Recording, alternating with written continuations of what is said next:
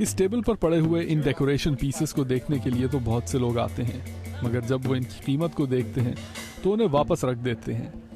इनमें से बहुत सी अशिया तो ऐसे जानवरों से बनाई गई हैं जिनका शिकार एस्कीमोस के अलावा तमाम लोगों के लिए खिलाफ कानून है।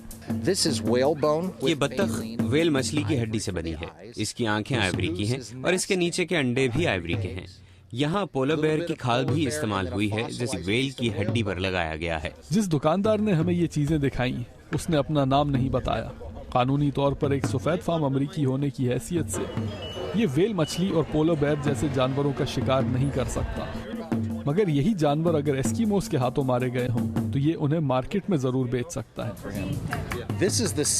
ये सिल्वर हैंड लेबल है।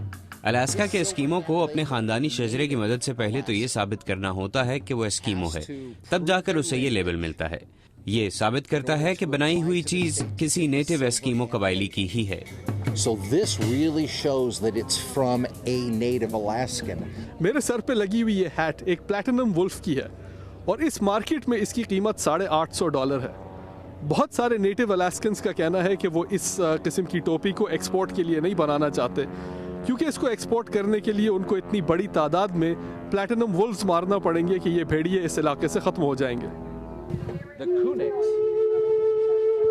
are a very small family that live in Nome, Alaska. क्यूनिक्स एक बहुत छोटा खानदान है जो अलास्का के इलाके नोम में रहता है। जो क्यूनिक हड्डियां तराशने का माहिर है, उसने ये पीस तराशा है।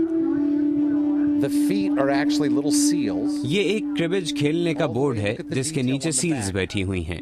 इसकी शक्ल एक पोलर बेयर जैसी The है। face is done in the shape of a polar bear. Now this tusk is going to come from a walrus.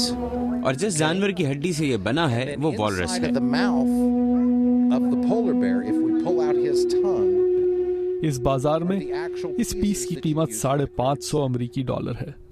वो बताते हैं कि चंद मखसूस जानवरों की हड्डियों से बनाई हुई हर चीज पर जरूरी है कि बनाने वाले एस्कीमोस के दस्तखत मौजूद हो। ये अलास्का का कानून है। we'll find the signature of Joe Kunik showing that this is a piece that he carved.